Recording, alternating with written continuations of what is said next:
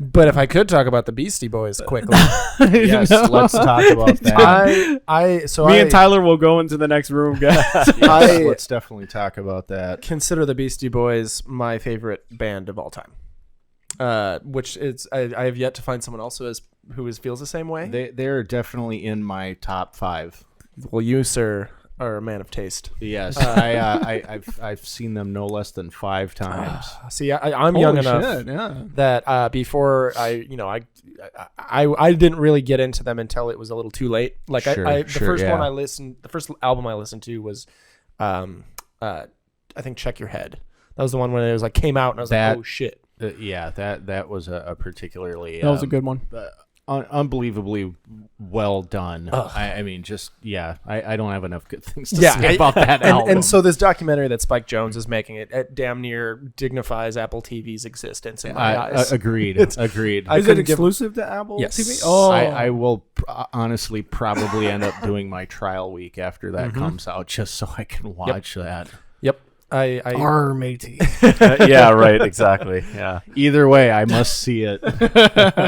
Yeah, that's really. I just want to make sure that the world knows that that's coming out. Any more awareness we can bring, because boy, howdy, I just think they're the most fascinating band, especially with the punk rock roots. Oh and yeah, I just can't wait to see them dive into it. You know, and it's funny that's how I know you're a fan, is that you actually knew that they were a punk rock band, which was one of the things I always loved about them, is that they never turned their backs on those roots. Right. Just about every one of their albums features at least one punk rock song on it too, which is just great. There's video of some performance from Coachella where they start playing Sabotage and then stop and just like walk up the mic and be like, we are performing this live, just so you know, we're musicians. Yeah, because like this is, and here's my other badge of pride for being a Beastie Boys fan, is I actually am super into the Mix Up, which is, for those who may not know, that's their instrumental jazz album that they recorded. What? Yeah, it's awesome. They did I believe Mike D did a country album as well. Heck yeah, dude. Those guys have some. They got chops. Yeah, they have quite the range. Yeah. They like you said, they are full-fledged musicians. Yeah, holy shit. Yeah, they're talented musicians. I went to go see American Hi-Fi at the Weenie Roast, and those guys forgot the lyrics to their song, and they said, "We're just gonna play the instrumentals, guys." Oh, Jesus, yeah. So, in 1998, I believe it was, I saw the Beastie Boys at Target Center. They were touring for Hello Nasty. Oh. And it was called In the Round. It was a round stage in the center of the floor, and it rotated, which was super cool because you could get right up by the stage. I got a lot of cool stories from that concert, but the coolest thing was it was Beastie Boys and Tribe Called Quest. Stop it. And stop. Yep. The only I see the conference table coming up as as soon as they announced that, I knew this was going to be my one opportunity to see Get It Together done live with everybody. Because that is the Beastie Boys featuring Q-Tip from Tribe Called Quest, and they did encore that. It was one of the encore songs, and it was just spectacular. And so the other thing that pops into my mind too is, are you aware of gunning for that number one spot? Gunning for that number? I don't think so. This is a document. This is one that's a real deep cut. Maybe, I don't know. It's so Adam Yauch, MCA. Yep. Is May he rest in peace. Golly, what a bummer that is. That is truly like my great, like, I haven't seen the Beastie Boys live, and it's the great regret of your life. But so MCA was a director. He not only directed under a kind of pseudonym. Was it Horatio Hornblower? Oh, okay. Horatio Hornblower. Okay. That's a hell of a name. Yeah, so it's like a literally a full blown like persona he would be a director as. But so one of the documentaries he made was about a basketball tournament that takes place annually at Rucker Park in New York, and it's a showcase for the best high school basketball talent in the country. And so this is circa like 2000 and like I think 3 or 4. And so what he did was he just kind of followed these players around, and it's people like Kevin Love, Michael Beasley, Jared Bayless. So there's a lot of guys who are, high schoolers who are going to eventually be the NBA players we're kind of familiar with today. And it's him. It's all either Beastie Boys instrumentals or music. and it's just him following a bunch of kids around and like watching them interact with each other behind the scenes. And I have to see that. Then. It is awesome. It is amazing. When is this documentary coming out? This is like 15 years old at this point. It's called Gunning for That Number One Spot. Oh, the other one. Geez, I don't even actually know the name, but that's got to be any time now. I believe that's going to be one of their next big exclusives.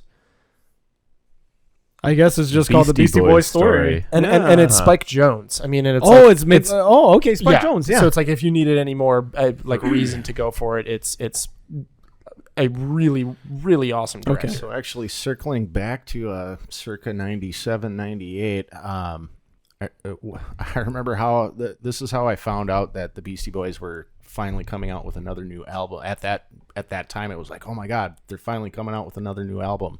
When they came out with Hello Nasty, I remember sitting in a buddy's basement and we were channel surfing, clicking through channels, and I told him, stop, go back. I think that was MCA from the Beastie Boys. So he goes back, and we proceeded to watch this like infomercial that they made. They made this phony infomercial. There was 3 parts. I don't even remember what the products were, but they were like legit like doing this like phony 3 infomercials, the 3 of them. And then at the end of it, after it cycled through, it gave you ordering info for pre-ordering the album. I actually pre-ordered that on. I still have the vinyl record. Wow. Yes. That was it. Okay, we can't watch it. It was so funny. So funny. I mean, like, their sense of humor is so great. Look at MCA with that pink sweater on. I mean, come on. But yeah, it was just like playing on television. I just like briefly like recognized him, and I'm like, wait, go back. I want to see what that is. Was this the exact like picture you saw, and you were like, I think that's MCA? I don't think that was the exact picture. Because I don't think I would have been able to pick him out. I would have just been like, is that Geraldo? But yeah, it was just I don't know, just another tribute to their genius as artists. Those guys are just something else. Yeah, I mean, because their music videos are really what kind of got me suckered in the first place. It's just like every single one of them is a masterpiece. It's the video, the graffiti, animated for Shadrach? graffiti. Well, I was thinking for Skills to Pay the Bills. Oh, right. Okay. Nice. I don't know if I've seen that one. Because there's the video for Shadrach is like impressionist paintings that have been animated. This one is actual like graffiti art. Oh, shit. It's not. Yeah, it wasn't like the impressionist stuff. It was. That song I think was one of the B-side singles from Check Your Head. And then the other one that really sticks in my mind is the performance. I can't remember if it's Late Night or if it's Conan, but they're doing 3 MCs and 1 DJ walking down the street in New York, rapping to the camera, leading to them walking backstage and onto the stage to finish the performance. Yeah, it's just like these guys are just on this next level where like they're performers, man.